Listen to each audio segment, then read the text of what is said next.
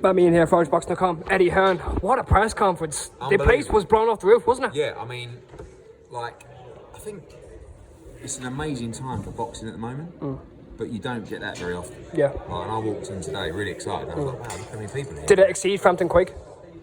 I mean, it's up on the... On an atmosphere level, I mean, there might have been 70% or 8% of the people here Frampton Quig, but the noise and the passion, you just don't get a lot of big nights in Ireland. Are you looking forward to coming back and giving one more, hopefully a few more big nights to Ireland? Yeah, of course. I mean, the winner of this fight is going to be in a great position to start headlining fights on their own. And, you know, they're going to be the mandatory challenger for Jaron Ennis.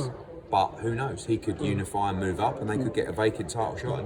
And you win a world title in the welterweight division. You're fighting Ryan Garcia, Haney, Teofimo, and you're changing your life forever. We had a great Irish female on the Australian card, Shauna Keeffe. Yeah. Could you just get a quick thought on Shauna and how do you think she did? Yeah, done really well. I mean, she's tough.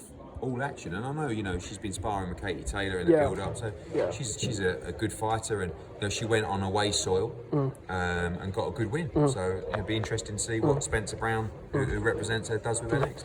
Any word on Gary Cully on where he goes next? Unfortunately, obviously, you know, listen, when you fight in a 50-50 fight. Getting beat is getting beat, and you know it was a big blow for him, and I'm sure he'll have a rest, and I'm sure he'll be back. I can't see him move up in weight, to be honest with you. I just think, you know, he's so huge at the weight, and it's all one thing saying I make the weight well, but do you really? I mean, that's you only find that out when you move up. There's another year, another turnover of Olympians looking to go professional. Have you been looking at or matching looking at any Irish Olympians? And we know the Irish can truly fight. We pack out arenas, we sell places out. Yeah, I mean, you know, I know a lot of the team, some very good fighters coming through. We've signed a big chunk of Olympians, got another one, American Olympian, being announced later this week. So always looking for talent, you know, and I think these kind of fight cards will enable that talent to come through. Quick thoughts on the rematch Ruud Farrell against Jay Hughes. We've seen it, and you know, as you said, it was a firefight.